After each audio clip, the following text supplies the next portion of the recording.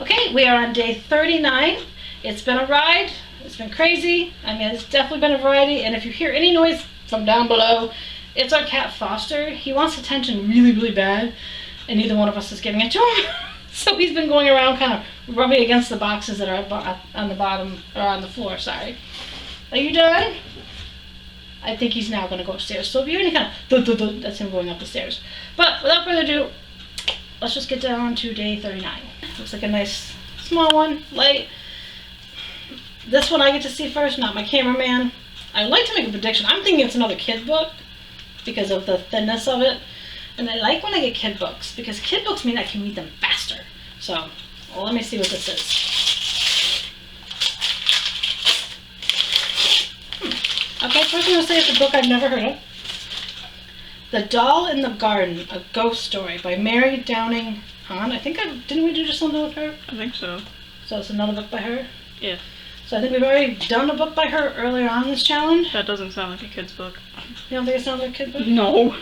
I think it is. It's a weekly reader book club that's pretty much probably going to be like a kid's book. Because we used to have weekly readers when I was growing up that you could buy stuff out of, I think. Yes, I'm old. And maybe they still do it. I don't know. Comment down below if the schools still do the weekly reader, like, thingy you would get that'd be like a flyer and you could buy books. Let me know if that still goes on. But yeah, now, let's see what this one's about. This is a story of two little girls. In more ways than one, there's two little girls. And Ashley and her friend Christy find a turn-of-the-century doll in an old box buried in the rose garden. What exactly does the doll have to do with crabby Miss Cooper, who lives downstairs, or the cat who casts no shadow in the moonlight, or the sound of a child crying in the night? Together, the two girls try to unlock a mystery of the China doll. I can't talk right now. And it kind of starts with, let me see. I just want to make sure I get the... Okay, so the main character name is Ashley. Her and her mom move into this apartment above Miss Cooper. Miss Cooper, at the beginning, is a very cranky woman. She's old, she's lived her whole life kind of thing. She has like this rose garden, and she's very stern to Ashley and the mom, not wanting them to go here or do this or do that, you know, very crabby. And the mother kind of is not distracted, but she's got her own thing going on. Ashley's trying to explore the place a little bit. She comes across this neighbor girl whose name is Christy, who kind of tells her that pretty much every like July or in the summer, you'll hear crying at night, and you'll also see this cat, which ends up being named Snowball, and they don't know why there's crying. Like, it's almost like definitely paranormal-ish, and it's been going on for years, I guess. And Mrs. Cooper doesn't even really care for Christy that much either, even though they've been neighbors. Well, the two girls end up sneaking into this like enclosed kind of garden, and they come across this doll, and the doll was very pretty, and there was a note with the doll that kind of said like an apology to this other girl.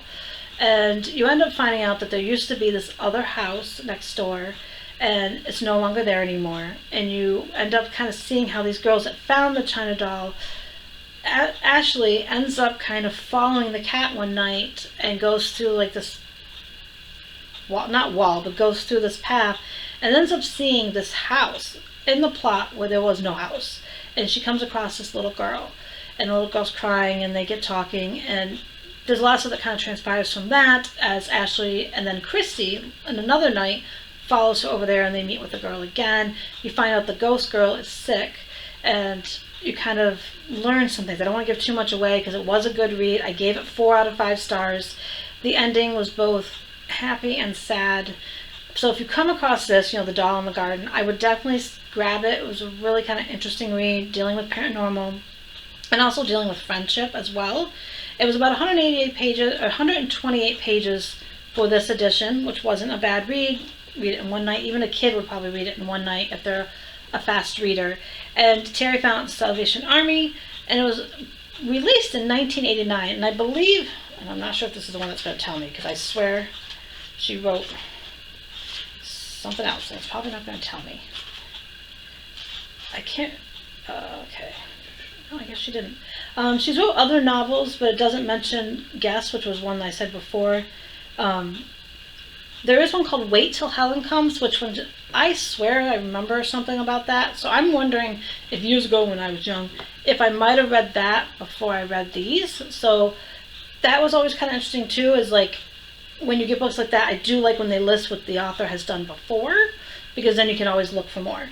But it was interesting. I don't think Terry realized that 2 of the books she got me were by the same author like this. But if you get a chance to come across it, it's a really interesting story. The ending, is both sad / happy, if you like that kind of thing. And you kind of get to learn a little bit more about Miss Cooper. And you learn about Louisa, which is the ghost girl. So, again, 4 out of 5 stars. Highly recommend if you can find this book. And as always, check out the description box for links to my social media and to Terry's YouTube channel. And please hit that subscribe button and hit the like button if you've read anything by this author when you were younger or even now. And have a great day, everyone.